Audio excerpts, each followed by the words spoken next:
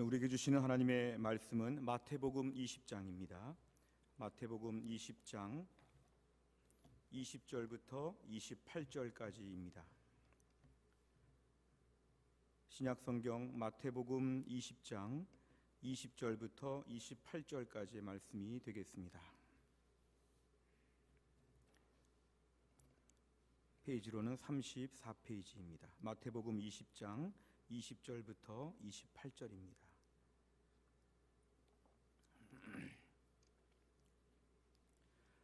제가 봉독하겠습니다.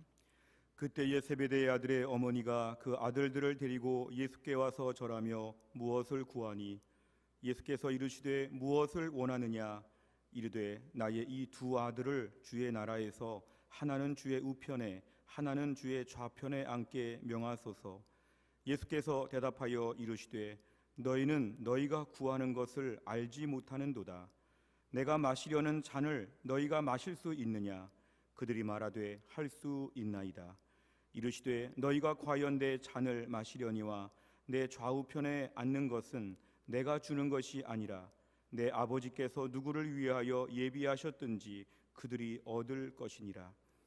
열 제자가 듣고 그 두 형제에 대하여 분이 여기거늘 예수께서 제자들을 불러다가 이르시되 이방인의 집권자들이 그들을 임의로 주관하고 그 고관들이 그들에게 권세를 부리는 줄을 너희가 알거니와 너희 중에는 그렇지 않아야 하나니 너희 중에 누구든지 크고자 하는 자는 너희를 섬기는 자가 되고 너희 중에 누구든지 으뜸이 되고자 하는 자는 너희의 종이 되어야 하리라. 인자가 온 것은 섬김을 받으려 함이 아니라 도리어 섬기려 하고 자기 목숨을 많은 사람의 대속물로 주려 함이니라. 아멘. 기도하겠습니다. 하나님 아버지, 오늘 저희가 종료주일을 맞이하여 주일 예배를 드리며 이 시간에 하나님 말씀을 듣는 시간입니다. 하나님 말씀을 선포하는 주의 종을 성령 충만하게 하셔서 인간적인 모든 약함과 허물을 십자가 뒤에 가려주시고 오직 하나님의 능력과 권세 있는 말씀만이 선포되어지게 하여 주시옵소서. 하나님 아버지, 말씀을 듣는 주의 백성들 마음이 착잡하고 힘든 때를 살면서도 오늘 예배 자리 나와 엎드리고 주 앞에 경배하오니 이 시간 주의 말씀 앞에서 마음의 문을 활짝 열고 하나님의 음성을 듣고 이 때를 어떻게 감당해야 되는지 은혜를 받는 시간 될 수 있도록 축복하여 주옵소서. 모든 말씀을 예수님의 이름으로 기도하옵나이다. 아멘. 요즘 저희가 이렇게 길거리를 다니다 보면 어느새 많이 꽃이 피었습니다. 지난 1월, 2월, 3월을 보내면서 너무 힘들다, 어렵다, 걱정만 하며 살았는데 어느덧 길거리에는 이름 모를 꽃들이 많이 펴서 아름다운 세상이 펼쳐져 있습니다. 어느덧 계절이 바뀌었고 꽃피는 봄이 왔다는 걸 저희가 알면서 세월이 많이 갔다는 걸 알게 됩니다. 이런 차원에서 우리가 보면 어느덧 고난주간이 되었습니다. 어느덧 종료주일을 맞이하게 되었습니다. 그동안 힘들고 어렵고 우리의 관심사가 오직 코로나 하나에 집중되어 있는 가운데 어떻게 이때를 버틸 수 있는가 한 가지에만 집중되어 있는 때에 시간들이 다 가고 가서 이제는 주님의 십자가 앞에 서야 될 때가 지금 되었습니다. 우리 중에 어떤 분들은 요즘 같은 때 무슨 십자가입니까? 요즘 같은 때 무슨 예수님의 고난주간입니까? 요즘 같은 때는 교회에서도 계속 코로나에 대한 얘기만 해야 될 텐데 무슨 한가롭게 십자가 얘기를 꺼내고 있습니까? 저는 십자가 얘기가 전혀 들리지도 않습니다. 십자가 얘기는 평탄할 때, 살만할 때, 어려움이 없을 때 그때 우리가 십자가 얘기 좀 하는 거고 지금은 십자가는 좀 보류해야 됩니다. 고난주간, 종료주일, 부활주일 이런 것들은 지금 다 연기해야 됩니다. 아마 이런 마음이 우리 안에 들지도 모르겠습니다. 우리의 삶에는 지금의 급급한 문제 하나만을 해결하기 위하여 모두의 관심이 집중되어 있을 때 세상 사람들은 그렇다고 쳐도 성도들은 우리가 어디에서 고침을 받을 수 있는가? 우리는 무슨 힘으로 사는가? 이럴 때 우리가 어떠한 면에서 강력한 은혜를 경험해야 되는가? 이 부분을 정확하게 우리는 봐야 합니다. 우리가 오늘 말씀을 보기 전에 민수기 21장 6절 이하의 말씀을 제가 좀 읽어드리겠습니다. 여호와께서 불뱀들을 백성 중에 보내어 백성을 물게 하심으로 이스라엘 백성 중에 죽은 자가 많은지라 백성이 모세에게 이르러 말하되 우리가 여호와와 당신을 향하여 원망함으로 범죄하였사오니 여호와께 기도하여 이 뱀들을 우리에게서 떠나게 하소서. 모세가 백성을 위하여 기도하며 여호와께서 모세에게 이르시되 불뱀을 만들어 장대 위에 매달아라. 물린 자마다 그것을 보면 살리라. 모세가 놋뱀을 만들어 장대 위에 다니 뱀에게 물린 자가 놋뱀을 쳐다본즉 모두 살더라. 아멘. 이스라엘 백성들이 광야 생활을 할 때 하나님께 원망하다가 광야에서 불뱀들이 나타나서 모두 물게 되었습니다. 많은 사람이 죽게 되었습니다. 이 불뱀에 물려서 고통받는 많은 사람들 앞에서 모세가 이들을 위해 설치한 것은 뭐였냐면은 불뱀 모양, 뱀 모양의 놋으로 만든 그 놋뱀을 하늘 높이 장대 위에 쳐달아서 올리게 되었습니다. 그러면서 하는 말은 뭐냐면 이 높이 매달려진 이 놋뱀을 보면 너희들은 나을 것이다.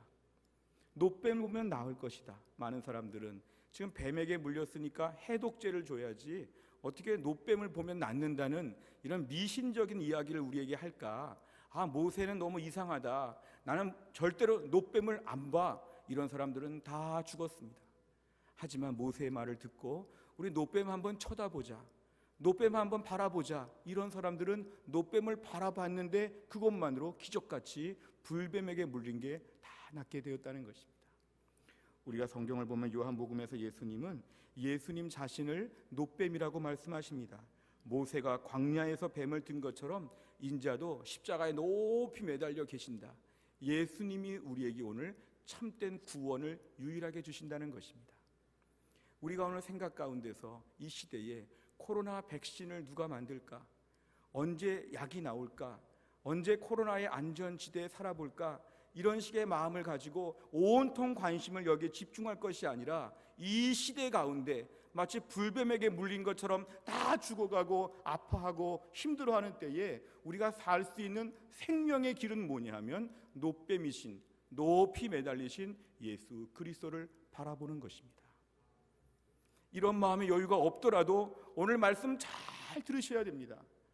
놋뱀이신, 높이 매달리신, 십자가에 매달리신 예수님을 바라보는 것, 이것이 우리에게 유일한 살 길이라는 걸 우리가 알아야 합니다.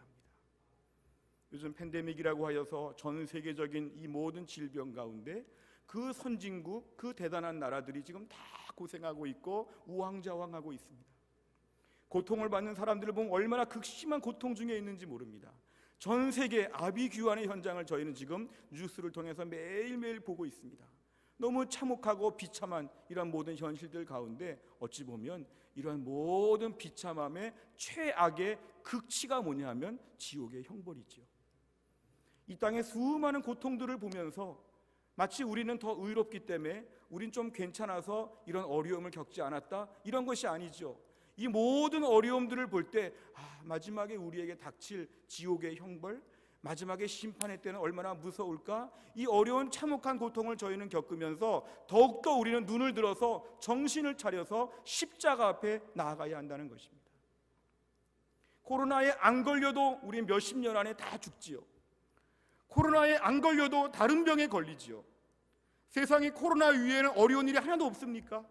이 코로나가 잡힌다고 할지라도 또 다른 어려움들이 막 우리의 쓰나미처럼 몰려올 텐데, 이런 많은 어려움 가운데서 우리가 해야 되는 유일한 것은 뭐냐 하면은 이 코로나의 문제, 고통의 문제, 이것이 아니라 이 무서운 형벌과 이 어려운 참혹한 이 모든 상황 가운데서 구원자 되시는, 영원한 구원자가 되시는, 코로나 하나만을 해결하는 것이 아니라 모든 고통과 모든 죄와 모든 이 땅의 문제를 다 해결하시는 예수 그리스도의 구원 앞에 우리는 나아가야 한다는 것입니다.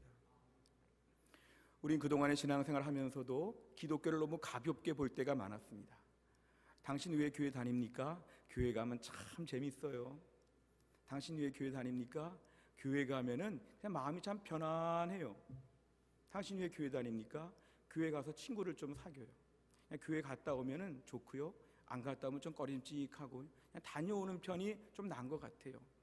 이러면서 주변의 친구들이 오늘은 교회 가지 말자 그러면 오늘은 뭐 안 가지, 지난주 갔다 왔으니까. 아주 가볍게.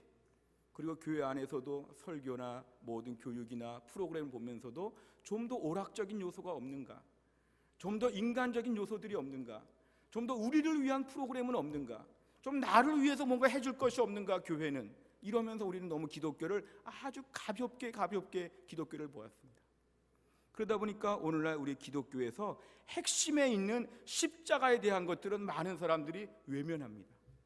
어떤 자유주의 신학자들은 예수님의 십자가를 대놓고 외면하지요. 교묘한 자유주의 신학자들은 십자가를 다른 것으로 자꾸 비유적으로 해석하면서 십자가의 정신, 부활의 정신, 엉뚱한 얘기들을 하면서 우리 신앙생활을 희석화시키죠. 전통교회, 정통교회를 다니는 우리들도 십자가에 대한 얘기하면 좀 싫어하죠. 십자가에 대한 설교 내가 어릴 때 들었는데, 예수 처음 믿을 때 들었는데, 목사님 좀 고상하고 멋있는 좀 다른 좀 설교를 좀 해보시죠. 십자가 얘기는 좀 듣기가 싫습니다. 우리는 자꾸 십자가에 대해서 거부하죠. 고난주간이라고 해서, 부활주의라고 해서 우중충하고 막 교회 안에서 막 슬픈 노래 부르고 막 이런 건 너무 싫지요. 세상이 어두우니까 교회 가면 좀 막 나를 좀 이렇게 신나게 해줘야지, 교회 갔더니 다 우중충하고 막 통성기도하고 울고 눈물 흘리고 나 이런 교회는 안 나가요. 재미있는 파티하는 교회, 즐거운 교회만 저는 갈게요. 우리가 오늘날 신앙생활 이렇게 했다면 우리는 신앙생활 잘못한 겁니다. 이런 축제 분위기의 가벼운 기독교, 지금 고통의 때를 겪어보니까 아시겠죠? 우리의 신앙은 얼마나 진지해야 되는지. 우리가 오늘 조금 기분 좋아 보려고 교회 다녔다면 이 코로나 때에 다 교회 떨어지게 될 것입니다. 우리가 정말 진지하게 예수를 믿고 있었는지, 이 고통에도 불구하고 예수 앞에 나올 수 있는지, 이 고통 너머에 있는 더 많은 고통, 최후의 지옥의 고통까지 생각해 보면 어서 빨리 예수님께 나와야겠구나, 이 두려움과 어려움 사건 가운데 나는 예수밖에 없구나, 여기에 대한 경각심을 가지면 너무너무 중요하고 진지한 모습으로 우리 신앙생활에 무게를 달아봐야 한다는 것입니다. 최근에 어떤 책을 봤는데요, 십자가 그 놀라운 능력, 이런 책이 있는데요, 토니 에반스 목사님이 지은 책입니다. 이 목사님은 본인이 이렇게 어떤 미식축구에 관심 많은 분이니까 십자가에 대한 걸 설명하면서 미식축구 얘기로 십자가를 설명했는데요, 본인의 미식축구에 대해 해박한 지식이 있고 미식축구를 좋아하는데, 미식축구에서 제일 중요한 게 뭐냐 하면 공이죠. 미식축구를 하는데 다 모였는데 뭐 장비들 다 갖추었는데 뭐 운동장 다 있는데 다 갖추었는데 공이 없다면 그날 경기는 할 수 없다는 거죠. 그 목사님의 비유는 이런 것인데요, 오늘 많은 기독교인들이 미식축구하러 모여서 공이 없는 것처럼 십자가 없이 모여가지고 우리끼리 잘 놀 수 있다면 아주 이상한 것이죠.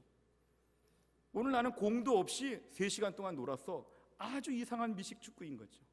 나는 예수님 몰라, 나는 십자가 몰라, 그런 관심 없어. 근데 교회 가서 잘 놀다 왔어. 교회 갔다 와서 기분이 좀 좋아졌어. 아주 이상한 얘기죠. 또 한 가지 얘기 이런 건데요, 미국의 그 미식축구의 최종 결승전을 슈퍼볼이라고 합니다. 그런데 어떤 사람들은 슈퍼볼 기간에만 공을 갖고 다니는 것처럼 마치 오늘 많은 교인들이 고난주간에 한번 일주일 정도 십자가 하다가 부활주일 하면서 십자가를 또 버린다는 거죠. 이 얘기는 슈퍼볼 기간에만 공을 갖고 다니고 슈퍼볼 끝나면 공이 없어서 1년 내내 미식축구를 못하는 것이죠. 항상 공이 필요한데 슈퍼볼 기간에만 공을 갖고 있으면 아주 이상한 것이죠. 원래 한국으로 치면 프로야구를 하는데 한국 시리즈 때만 공을 주고 나머지 때는 공이 없는 가운데 야구하는 거죠. 기독교 신앙에서 제일 중요한 것은 바로 뭐냐면은 오늘날 우리에게 있어서는 예수님의 십자가, 예수님의 구원이 매우 중요하다는 것입니다. 우리 몸이 다 중요하지만 조금 일부가 절단되거나 어디가 다쳐도 조금 버틸 수는 있고 살 수는 있고 장애를 가지고 살 수는 있다고 쳐도 우리 안에 나는 좀 심장이 없어, 나는 뇌가 하나도 없어, 뭐 이런 거는 불가능한 것이죠. 기독교 신앙에 있어서 얼마나 중요한 것이 있냐면 이게 바로 뭐냐면 십자가와 예수님에 대한 이야기입니다. 그래서 우리는 오늘 말씀을 잘 들으셔야 되고, 요즘 같은 코로나 기간에는 오늘 말씀이 제일 중요합니다. 우리가 오늘 신앙적으로 힘을 내야 될 때는 다른 데서 힘을 얻을 수 없습니다. 예수님의 십자가에 대한 말씀을 또 한 번 듣고 하나님 말씀을 들을 때 우리들 안에 십자가의 능력으로 우리 모두가 튼튼해질 수 있다는 걸 믿어야 합니다. 오늘의 말씀을 통해 다시 한번 우리 안에 십자가의 능력으로 강건해질 수 있기를 주의 이름으로 축원합니다. 오늘 본문을 보시면 예수님 사역 중에서 제자들과의 사이에 있었던 에피소드를 소개하고 있습니다. 오늘 본문의 20절을 보니까 세베대의 아들들의 어머니가 등장하는데 이 어머니의 이름은 다른 성경을 보면 살로메라고 되어 있습니다. 살로메. 근데 지금 이분이 청탁을 하고 있습니다. 자기 아들 2명에 대한 청탁을 예수님께 하는 것인데요. 그게 뭐냐면 예수님, 우리 야고보와 요한, 내 아들 야고보와 요한 좀 제자들 중에서 좀 높여주세요. 이 얘기입니다. 한마디로 이해하는 것이죠. 어머니 마음이 이해가 되죠. 예수님 제자가 12명이잖아요. 근데 그 12명 중에서 우리 아들 야고보 요한을 좀 더 높여주세요. 예수님이 예루살렘에 입성하셔서 왕의 자리에, 통치자의 자리에, 높은 자리에 오르시면 예수님을 첫 번째로 하면 두 번째 자리에 야고보, 세 번째 자리에 요한, 이렇게 좀 앉혀주세요. 우리 아들을 좀 높여주세요. 우리가 동서고금의 어머니 마음을 이해할 수 있는데 오늘 본문의 이 어머니의 생각에서 잘 된다, 높여준다, 우리 아들을 특별 대우해달라, 이것을 이 어머니는 극히 세속적으로만 생각했죠. 예수님, 우리 아들 잘 되게 해주세요. 그런데 그 말의 뜻은 뭐냐면 세상적으로 잘 되게 해주세요, 이 뜻입니다. 세상적으로 더 높여주세요, 이것입니다. 부자가 되고 권력자가 되고 세상에서 높이 되는 거, 세상적으로 이 말은 안 했지만 높은 자리에 오르게 해달라는 것은 인간적인 청탁이었습니다. 사실은 오늘 이 살로메, 이 야고보와 요한의 어머니가 이런 말을 할 정도가 된 것은 조금의 이유가 있습니다. 그거는 바로 뭐냐 하면은 예수님께서 유난히 베드로, 야고보, 요한을 조금 더 특별 대우하셨습니다. 예수님이 중요한 자리에 가셨을 때 12명 다 데리고 가지 않고요, 베드로, 야고보, 요한만 좀 데리고 가셨죠. 어떤 자리가 그런 자리가 있었냐면 예수님께서 마태복음 17장에 보시면 변화산에 올라가실 때도 제자들은 다 밑에서 일반 사람들하고 대화도 하고 무슨 병 고치는 일도 해야 되고 여러 가지 많은 일들이 있는데 유독 베드로, 야고보, 요한만 데리고 예수님은 저 높은 변화산에 올라가셨습니다. 거기서 예수님의 영광스러운 모습을 제자들 9명은 절대로 못 봤는데 예수님이 이 3명에게만 보여주셨습니다. 뭔가 특별한 이 3명의 소그룹이었죠.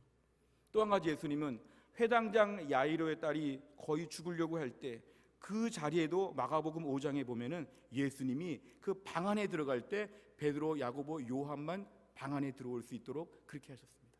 나머지는 다 문 바깥에 있고 요 베드로, 야고보, 요한만 방 안에 들어오니까 특별한 제자인 것은 맞죠. 또한 예수님께서 겟세마네 동산에서 기도하는 마태복음 26장에 보면은 최후의 만찬이 끝나고 예수님이 겟세마네 동산에 기도하러 가실 때 나머지 9명의 제자들, 9명의 모든 제자들은 다 그냥 최후의 만찬 자리에 있는 것인데 베드로, 야고보, 요한은 따로 데리고 일어나자, 기도하러 가자, 따로 데리고 가셨습니다. 그러니까 이 야고보와 요한의 어머니 살로메가 볼 때는 베드로, 야고보, 요한은 좀 특별하게 예수님 보시는 거니까 베드로, 야고보, 요한 중에 베드로가 좀 신경 쓰이긴 하지만 야고보와 요한이 제 아들이지 않습니까? 좀 높여주세요. 좀 높여주세요. 혹시 예수님 나중에 예루살렘에 들어가셨을 때 잊어버리실까 봐, 혹시 예수님 다른 제자들과 함께 섞어버리실까 봐 다시 한번 분명하게 말을 하는데요, 야고보와 요한은 좀 특별 대우를 해주세요. 이러면서 오늘 등장한 것입니다. 우리 아들들은 더 예수님 앞에서 헌신하고 예수님도 조금 더 특별 대우하신 것 같고 우리 아들들은 좀 더 높여주세요. 더 수고를 많이 했으니까 해주세요, 이것입니다. 이건 이 살로메의 생각이기도 하지만 당시의 예수님에 대한 생각들을 좀 우리에게 함축적으로 보여줍니다. 마태복음 16장 21절과 22절을 보면 이렇게 얘기하죠. 이때로부터 예수 그리스도께서 자기가 예루살렘에 올라가 장로들과 대제사장들과 서기관들에게 많은 고난을 받고 죽임을 당하고 제3일에 살아나야 할 것을 제자들에게 비로소 나타내시니 베드로가 예수를 붙들고 항변하여 이르되 주여 그리 마옵소서, 이 일이 결코 주께 미치지 아니하리이다. 아멘. 예수님께서 앞으로 고난받고 십자가에서 죽고 부활하시고 이 모든 걸 얘기했을 때 베드로가 흥분했죠. 그러시면 안 되죠. 그러시면 안 되죠. 우리가 그동안 예수님 믿고 따른 게 얼마인데 그러시면 안 되죠. 예루살렘에 가셔서 이제 모든 걸 다 엎으시고 최고의 자리에 오르셔야죠. 그리고 우리는 예수님 따랐다는 이유만으로 같이 대우를 받아야죠. 예수님 가서 고난받고 죽는 거 그러면 안 됩니다. 예수님 고난받으시면 안 돼요. 우리까지도 좀 위험해져요. 예수님은 영광만 받으셔야 돼요. 이러면서 베드로가 막 항변하고 있다는 것이 본문에 등장하고 있는 것입니다. 마태복음 19장 27, 28절에 보면 예수님께서 이렇게 말씀하셨습니다. 27절에서 이에 베드로가 대답하여 이르되 보소서 우리가 모든 것을 버리고 주를 따라 싸운데 그런즉 우리가 무엇을 얻으리이까? 예수께서 이르시되 내가 진실로 너희에게 이르노니 세상이 새롭게 되어 인자가 자기 영광의 보좌에 앉을 때에 나를 따르는 너희도 12 보좌에 앉아 이스라엘 12 지파를 심판하리라. 아멘. 천국에서 우리 주님께서 이들에게 특별한 자리를 주신다는 이 모든 말씀 앞에서 이것을 현실적으로만 생각하는 것이죠.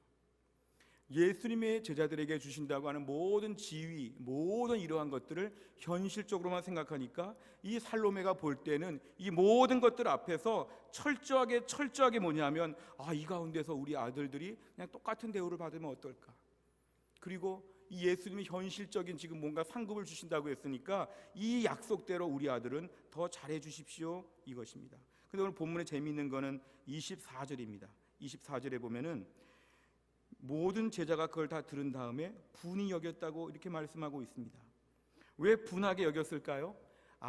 이 어머니가 이 어머니가 야고보 요한의 어머니가 아직 믿음이 참 부족하셔서 예수님의 이 말씀 이거 오해하셨구나. 이분은 믿음이 좀 약하니까 우리가 이해하자. 좀 극성 부리는 엄마가 오신 것처럼 저분은 좀 아직 믿음이 좀 약하구나. 이런 면에서 안타깝게 본 것이 아니라 나머지 10 제자가 듣고 분이 여겼다는 것은 이런 것이죠. 선수를 빼앗겼구나. 내가 먼저 말해야 되는데 우리 어머니들은 왜 오지 않는 거지? 우리 어머니도 와서 저렇게 한마디 좀 해줘야 되는 거 아닌가? 똑같은 마음인데 나도 좀 높은 자리에 오르고 싶은데 예수님 앞에서 뭔가 이렇게 대접받는 거 이 땅에서 현실적으로 많이 누리고 싶은데 우리 어머니는 왜 오지 않았을까? 이러면서 분노하는 것이죠. 저러다가 예수님이 정말 야고보와 요한만 잘해주시고 우리는 그 밑에 단계 레벨로 우리에게 잘해주시면 어떻게 하나? 우리가 왜 말을 진작하지 못했을까? 너무 약삭 빠르다 야고보와 요한 이러면서 마음에 분노하는 것입니다. 분노. 놓쳤다. 먼저 말해야 되는데 바로 이런 것이죠. 여기까지가 오늘 본문의 이야기입니다. 혹시나 우리들은 오늘 제2의 살로메가 되진 않습니까? 오늘 야고보와 요한의 어머니처럼 저희들의 마음에도 예수를 믿는데 예수를 믿고 내가 교회에서 봉사 많이 하고 수고하고 그동안에 헌신한 게 얼마나 많은데 내가 이 땅에서 더 많은 영광을 누려야 되는데 주님이 안 주시면 어떻게 하나? 한편으로는 주님은 왜 안 주시나? 예수를 믿는 나에게 고난만 있는 것은 이유가 뭔가? 내가 주를 위해 이 정도로 일했으면 나에게 좀 줘야 되지 않는가? 신앙생활은 좀 인센티브가 좀 없는가? 좀 나를 위해서 뭔가 보너스가 없는가? 내가 주를 위해서 얼마나 다른 멤버들에 비해서 다른 분들에 비해서 내가 얼마나 헌신했는데 나는 왜 안 주시나 우리 안에도 이 야고보 요한의 어머니와 같은 마음들이 혹시 있지 않습니까? 주님을 믿는데 왜 영광을 주지 않고 고난만 줍니까? 불평하지 않습니까? 우리 안에 이런 마음들이 있다면 오늘 본문과 우리는 똑같은 것입니다. 오늘 본문의 22절과 23절 한번 보십시오. 예수님께 이렇게 말씀하시죠. 너희가 구하는 것을 너희가 알지 못한다. 내가 마시려는 잔을 너희가 마실 수 있겠느냐? 이렇게 물어보십니다. 결국 예수님께서는 내가 마시려는 잔을 마실 수 있겠느냐의 뜻은 뭐냐면 내가 고난받는 거 같이 고난받을 수 있겠느냐 이것입니다. 이 살로메의 마음은 예수님 영광 같이 받고 싶습니다. 지금 이 얘기 꺼내고 있는데 예수님은 내가 받을 고난 너도 받을 수 있겠느냐? 나 고난 받을 건데 너도 같이 고난 짊어질 수 있겠느냐? 나 십자가 질 건데 너도 십자가 좀 져볼 수 있겠느냐? 지금 이런 얘기를 하는 것이죠. 아마 이 살로메가 볼 때 너무 놀라운 말씀이었을 것입니다. 좀 좋은 얘기 좀 들으려고 왔는데 오히려 주님은 너 나를 위해서 내 고난의 잔을 같이 마실 수 있겠느냐 이것입니다. 예수님 말씀의 뜻은 무엇이죠? 예수를 믿고 나서 너에게 영광도 있지만 고난이 왔을 때 그 고난을 감당할 수 있겠느냐. 사실은 요한복음 15장 18절에 보면 세상이 너희를 미워한다 그랬습니다. 세상이 너희를 미워하는 이유는 뭐냐 하면은 먼저 예수님을 미워하니까 예수님을 그렇게 싫어하니까 그 예수님 믿는 사람들이 그렇게 싫은 것이죠. 오늘날 많은 사람들이 교회를 싫어할 때의 기본적인 원칙은 이것이죠. 하나님을 배척하니까, 예수 그리스도를 싫어하니까, 십자가의 유일한 구원의 방법을 거부하니까 그 예수님 믿는 사람들은 덩달아 같이 미운 것이죠. 왜 저 예수를 믿는가? 예수를 믿는가? 겉으로는 다 생략하지만 속에 감춰진 것은 뭐냐 하면은 예수 그리스도를 통한 유일한 구원에 대해서는 우린 너무 싫다, 너무 싫다 이것이죠. 이게 세상의 원칙입니다. 어느 교회가 주일날 예배를 멈추고 하루 종일 교회에서 재봉틀로 마스크를 만들어 가지고 막 나눠주고 다니고, 우리 교회 예배 안 드려요, 예배 안 드려요, 우리 교회는 마스크만 만들어요 하니까 세상은 얼마나 칭찬하고 좋아하는지 모릅니다. 역시 교회가 통이 넓어. 하루 종일 마스크 만들어서 이웃을 섬기는 교회 참 좋지. 교회가 예배 안 드리고 다른 착한 일 많이 하면 세상은 막 칭찬하죠. 근데 교회가 예수 그리스도를 통한 구원의 은혜, 우리는 예배 안 드리면 못 삽니다, 십자가의 은혜, 이런 걸 강조하게 되면 세상은 막 흥분하죠. 그러면서 어찌 그 예수를 그대로 믿을 수 있는가, 그리고 그 예수에 대한 이야기라는 너희들은 덩달아 밉다는 것이죠. 모든 교회가 박해받는 이유는 결정적인 도덕적인 하자 때문에 이런 건 아주 예외적이고, 대부분의 경우는 예수를 미워하니까 교회까지도 미운 것이죠. 예수님 당시에 보면, 초대교회를 보면 이 사도들과 모든 사람들을 박해했던 사람들의 이유는 뭐냐면 예수를 거부하니까 예수 믿는 사람들을 덩달아 미워하는 것이죠. 그렇게 보면 그 예수님을 믿는 우리들에게는 고난이라는 것이 매우 당연하다는 걸 알아야 됩니다. 우리가 너무 베이비 같은 마음들을 가지면 안 됩니다. 잘 들으십시오. 세상은 예수님을 미워합니다. 예수님의 선행, 예수님의 여러 가지 인간적인 휴머니즘에 입각한 많은 것들 좋아할 수 있죠. 슈바이처 같은 사람 예수님의 선행 같은 거 다 좋게 칭찬했죠. 그러나 예수님의 십자가의 보혈, 그 보혈로 말미암은 대속의 죽음, 그거로 말미암아 구원받는 거, 이거 세상이 다 거부합니다. 그러니까 이것을 고집스럽게 주장하는 교회는 오늘 세상에서 박해받게 되어 있죠. 우리가 오늘날 슬렁슬렁 적당히 신앙생활하면 세상 친구 참 많아지고 세상에서 칭찬받고 인정받습니다. 하지만 정색을 하고 예수 그리스도를 통한 유일한 구원에 대해서 자꾸 강조해 보십시오. 언론에서나 세상에서나 많은 종교들이 기독교 혼자 좀 이렇게 유별나, 우리를 별종인 것처럼 자꾸 몰아가는 것이죠. 정리하면 이런 것입니다. 세상이 예수님을 미워하니까 예수님 믿는 사람들을 세상은 미워하게 되어 있습니다. 다른 말로 하면 예수를 제대로 믿게 되면 세상에서 고난받는 것이 당연하다는 것입니다.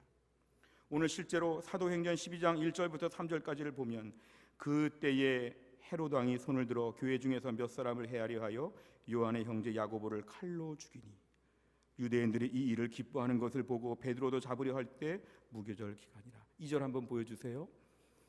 야고보가 이 야고보 요한의 어머니가 지금 청탁을 했는데 야고보가 세상적으로 높은 자리에 오르는 것이 아니라 이 야고보가 초대교회의 첫 번째 순교자가 되었습니다. 어머니의 청탁이 오히려 반대처럼 되었죠. 좀 세상에서 화려하게 멋지게 높은 자리에 야고보 막 이럴 줄 알았는데 나중에 성령의 능력과 나중에 은혜를 받고 나서 야고보가 주를 위해서 열심히 일을 하는데 그 야고보가 공교롭게도 첫 번째 순교자가 되었다는 것. 오늘 본문의 살로메의 청탁이 오히려 반대처럼 되었다는 것이죠. 저것은 무엇이냐 하면 결국 기독교는 뭐냐 하면 이 땅에서 고난을 딛고 일어서야 한다. 기독교의 정신은 영광 따지는 것이 아니라 고난을 통한 영광을 안다는 것이죠. 야고보가 저렇게 비참하게 죽었다고 해서 그의 삶이 다 비참합니까? 천국에서 주와 함께 영광을 누리며 산다는 것이 성경의 말씀입니다. 이 땅에서 고난받았지만, 이 땅에서 순교했지만 하늘나라에서는 큰 영광 중에 하나님께서 그를 받아주신다는 것입니다. 그래서 오늘 우리의 신앙생활은 이 고난에 대한 부분을 외면할 수가 없습니다. 교회 안에서 성탄절 참 좋지요. 크리스마스 파티도 하고 선물도 주고 아주 불빛도 예쁘고 교회 안에서 뭘 화려한 거 많이 하니까 나는 성탄절이 제일 좋아. 나는 추수감사주일이 제일 좋아, 제일 좋아. 1년의 모든 소출을 거두고 나서 화려하게 너무 축복하고 나눠주고 풍성하니까 난 너무 좋아, 너무 좋아. 교회 안에서 많은 절기들이 있지만 우리가 정말 중요한 절기는 고난주간과 부활주일입니다. 고난주간과 부활주일, 오늘 본문에 보면은 예수님께서 본문에 나의 마시려는 잔, 이것은 고난의 잔이기 때문에 그렇습니다. 우리가 예수를 믿는데 예수님 마시려는 잔을 우리 같이 마셔야 되지 않습니까? 예수님의 제자라고 하니까 예수님은 고난의 잔을 딱 드시는데 우리는 그거 딱 버리고 우리는 딴 달콤한 잔을 마시면 이상한 것이죠. 그 예수 안 믿는 것이죠. 예수님은 고난의 잔을 지금 마시면서 쓴 잔을 마신다고 말씀하는데 우리는 그 잔을 거부하면 예수 안 믿는 것이죠. 가끔 우리가 대장 내시경을 한다든지 특별한 치료를 위해서 아주 쓴 약을 먹어야 될 때가 있죠. 이 정체불명의 많은 액체인 그 약을 먹을 때 너무 고통스러워서 억지로 먹죠. 우리가 예수를 믿고 나서 고난의 쓴 잔을 얼마나 많이 마셔야 될지, 조금 더 먹기 싫은데 이만큼 마시라고 2병 큰 병 가져와가지고 너 다 마셔야 된다고 우리에게 이렇게 말한다면 안 마실 수가 없다는 것이죠. 십자가의 복음, 참된 기독교의 복음은 이것입니다. 너 예수 믿고 고난의 쓴 잔을 매일 벌컥벌컥 마실 수 있겠느냐? 너 마시기 싫은데도 마실 수 있겠느냐?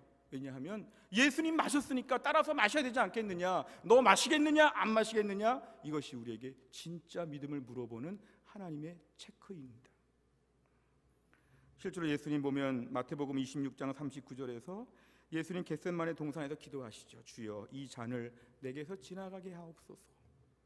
지나가게 하옵소서. 얼마나 힘들고 어려웠는지. 조금 나아가서 얼굴을 땅에 대시고 엎드려 기도하여 이르시되 내 아버지여, 만일 할만하시거든 이 잔을 내게서 지나가게 하시옵소서.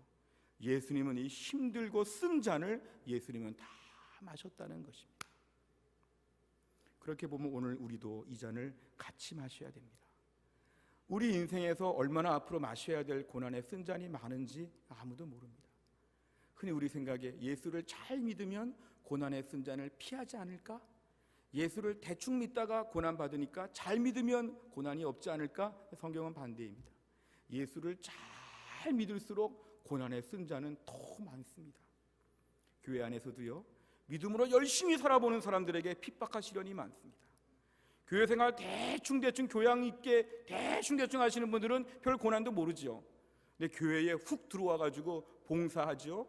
주를 위해 고생하죠. 많은 일을 감당하죠. 헌금 생활 열심히 하죠. 믿음으로 특별하게 살아보려고 하죠. 그럼 고난이 막 닥쳐오죠. 사방에서 시험거리가 막 생기죠. 아유, 관둬야겠어. 나 교회 예배만 드릴래. 나 어릴 때 상처가 너무 많아. 교회 생활 열심히 하면 안 돼. 별의별. 직장이고 어디 가고 적당히 예수 믿어야 돼. 이런 마음이 드는 것이죠. 중요한 건 뭐냐면 주님이 고난의 잔을 마셨기 때문에 우리가 고난의 잔을 마시는 일에 있어서 우리가 더 이상 피할 수가 없다는 것입니다. 마태복음 16장 24절에 보면 이에 제자들에게 이르시되 누구든지 나를 따라오려거든 자기를 부인하고 자기 십자가를 지고 나를 따를 것이니라. 이 자기를 부인한다는 말을 우리가 좀 많은 뜻을 가지고 있다고 보셔야 됩니다. 자기를 부인한다는 것이 뭘까요? 나의 취향을 내려놓을 수 있는 것이죠. 교회 어떤 분들을 보면 나는 이것만 좋아해요. 저는 이런 스타일이에요. 너무 이렇게 자기 주장 강한 분들이 있습니다. 이거 내려놔야 자기를 부인하는 것이죠. 다 자기 좋아하는 게 없을까요? 내려놓아야 우리가 하나가 될 수 있고 십자가 앞에 제자도를 따를 수 있는 것이죠. 내 취향, 내 성격, 내 기호, 내 야망, 내 모든 만족, 내 스타일, 이런 것들을 다 죽여야지만 우리가 자기를 부인하는 것이죠. 이게 진정한 고난의 출발점입니다. 우리가 당장 무슨 모교 배임을 당하거나 엄청난 핍박을 당하는 것이 아니죠. 고난이 아주 갑자기 엄청난 것이 아니죠. 자기를 부인할 수 있어야 됩니다. 너 할 수 있겠어? 좀 싫지만 저를 부인하기 위해서 해보겠습니다. 하나님 말씀에 순종할 수 있겠어? 좀 힘들지만 해보겠습니다. 왜냐하면 자기를 부인하니까 막 내 혈기, 내 생각 훅훅 죽인다는 것이죠. 우리가 김장할 때 이렇게 배추 숨을 죽이듯이 훅훅 다 이렇게 납작하게 만드는 것처럼 자꾸 나를 바람을 빼야 되죠. 이게 뭐냐면 자기를 부인하는 것입니다. 이런 출발점이 있어야 우리가 영광을 취하려고 하는 마음들, 자아실현, 자기개발, 자기성공, 자기 모든 종류의 명예, 이런 것들을 다 내려놓을 수 있는 건 뭐냐면은 이 땅에서 우리가 오늘날 분명하게 영광보다 고난에 집중한다는 것의 증거가 되는 것입니다. 주님의 십자가는 무거운 것입니다. 감당할 수 있어야 됩니다. 주님의 십자가는 무겁습니다.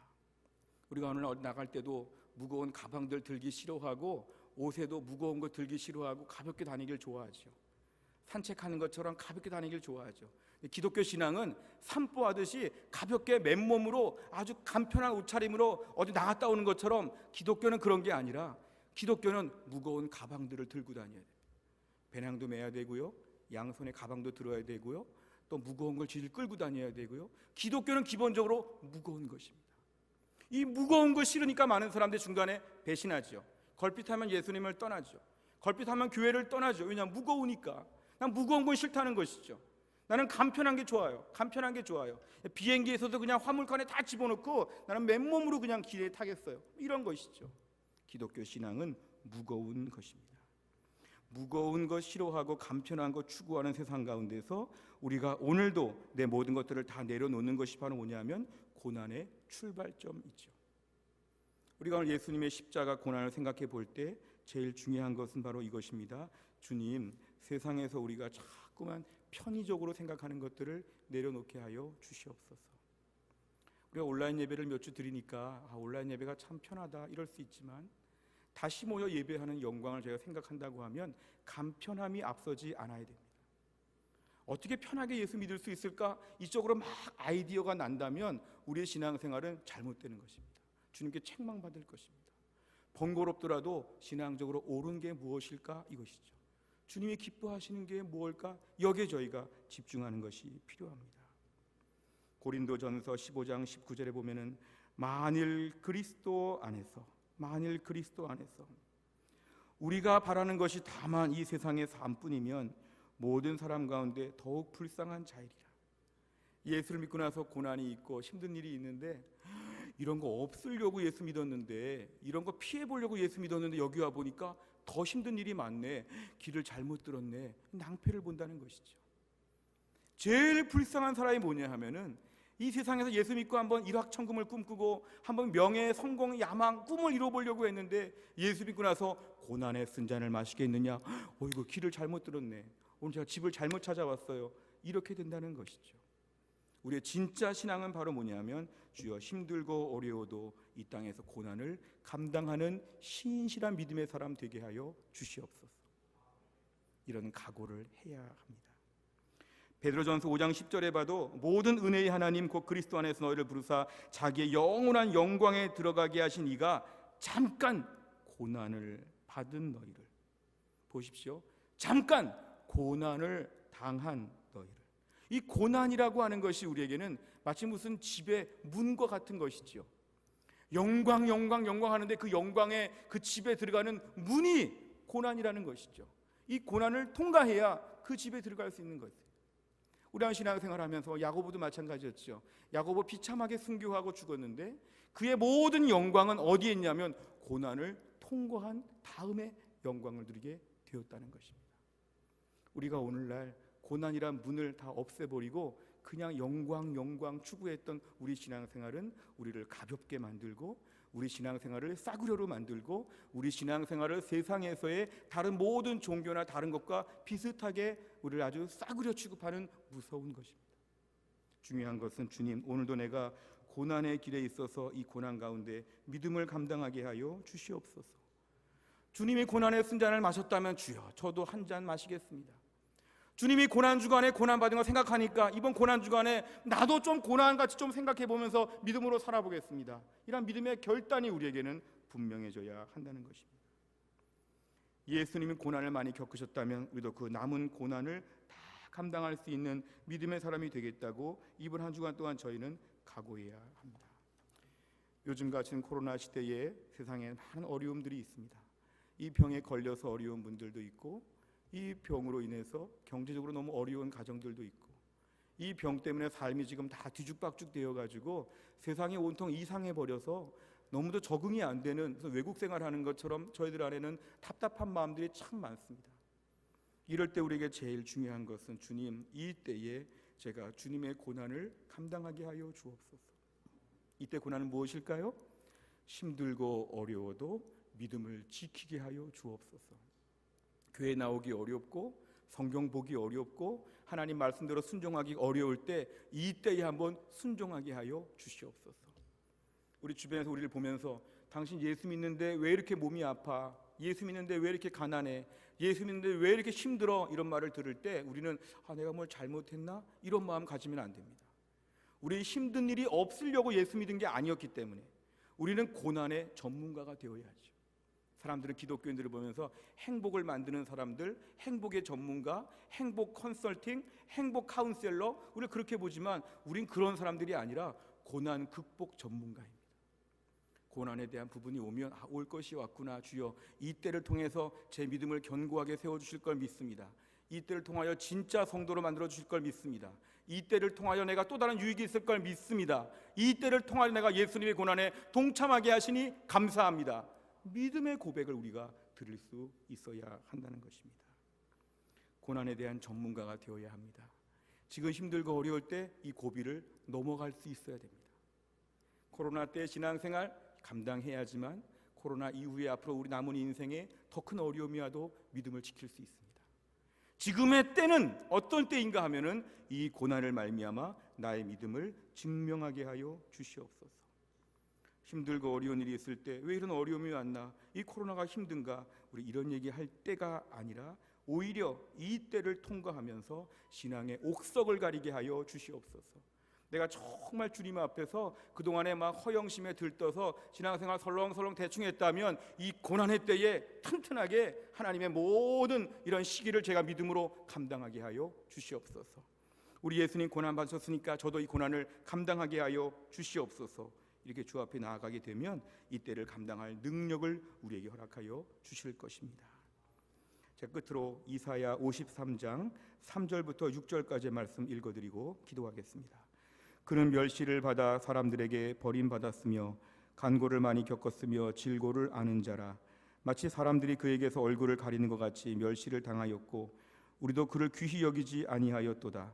그는 실로 우리의 질고를 지고 우리의 슬픔을 당하였거늘 우리는 생각하기를 그는 징벌을 받아 하나님께 맞으며 고난을 당한다 하였노라. 그가 찔림은 우리의 허물 때문이요 그가 상함은 우리의 죄악 때문이라. 그가 징계를 받음으로 우리는 평화를 누리고 그가 채찍에 맞음으로 우리는 나음을 받았도다. 우리는 다 양 같아서 그릇 행하여 각기 제 길로 갔거늘 여호와께서는 우리 모두의 죄악을 그에게 담당시키셨도다. 아멘. 다 함께 기도하겠습니다. 하나님 아버지, 우리가 오늘 주님의 고난주간을 앞에 놓고 종료주일을 보내며 우리 주님의 고난에 대한 말씀들을 묵상하였습니다.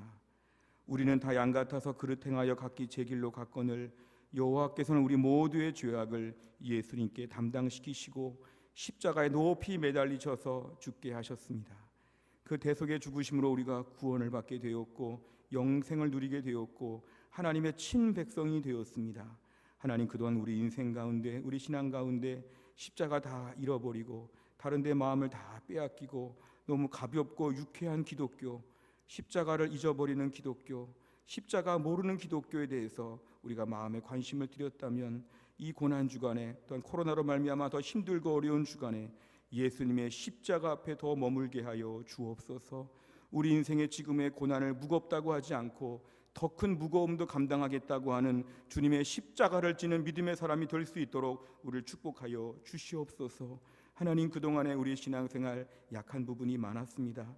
우리 그동안 신앙생활 스스로 볼 때 자기 모순에 빠진 하나님 아버지 불분명한 믿음들이 너무 많았습니다. 하나님, 이 고난의 때를 감당하며 코로나19로 어려운 때에 또 주님의 고난주간을 맞이한 때에 우리의 신앙이 갑절로 좋아지게 하여 주시고 주님의 뜻에 합당한 믿음의 사람으로 구별되는 기간이 될 수 있도록 우리를 지켜 주옵소서. 우리 사랑하는 모든 성도들 이 때를 감당할 수 있도록 하나님 힘을 더하여 주옵소서. 고난 가운데 지치고 약해 있지만 오늘 예배드리며 이 고난의 주님을 묵상하는 가운데 고난 가운데 부활이 있고 부활 가운데 영광과 능력이 있다는 걸 생각하며 우리 성도들도 함께 주와 함께 고난받고 주와 함께 살아나고 부활하는 하나님의 부활의 능력을 경험할 수 있도록 축복하여 주시옵소서. 모든 말씀을 예수님의 이름으로 기도하옵나이다. 아멘. 찬송가 151장 찬양드리겠습니다.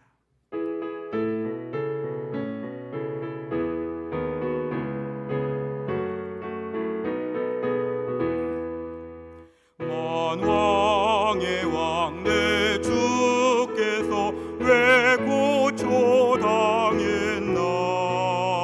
이 벌레 같은 날 위해 그 보혈을 였네. 십자가 내가 처음 볼 때에 나의 맘에 큰 고통 사라져.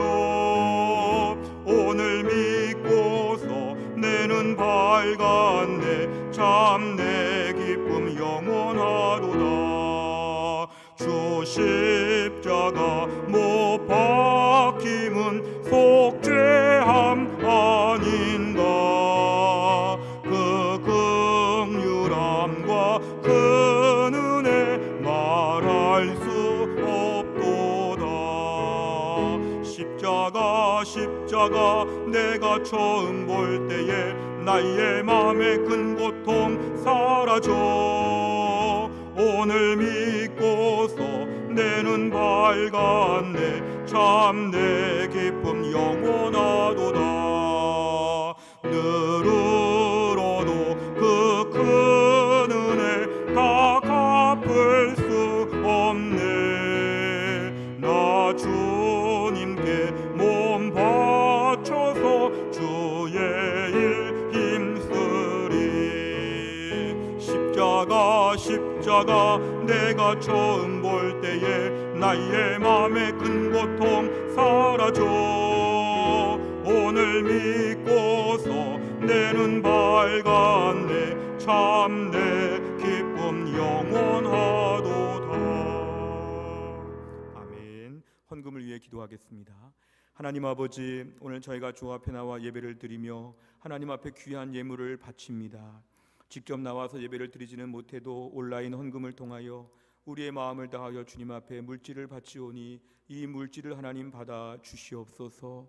이 물질 가운데 우리의 마음과 뜻과 모든 것을 담아 바치오니 하나님 받아 주시고 오늘 주 앞에 바쳐진 물질이 주님 나라 위하여 귀하게 쓰여지게 하여 주옵소서. 하나님 주일헌금을 드립니다. 예배 때마다 우리가 주일헌금을 드리고 또 우리의 하나님 소득의 일부를 11조로 바쳐서 하나님께 또 11조를 드립니다. 어려울 때 하나님께 감사 제목을 찾으며 감사 헌금을 드립니다. 또 하나님 아버지, 우리가 모든 감사와 기도의 제목을 담아 주님께 물질들을 바칠 때 하나님이 축복하여 주시고 이 물질들이 주님 나라 위하여 귀하게 쓰여지게 하여 주시고 어려울 때 교회와 한국 사회를 위해서 나눠주고 베풀며 섬기는 교회가 되는 데에 유용하게 쓰여지는 오병이어의 축복이 되는 귀한 물질 되게 하여 주옵소서. 예수님의 이름으로 기도하옵나이다. 아멘.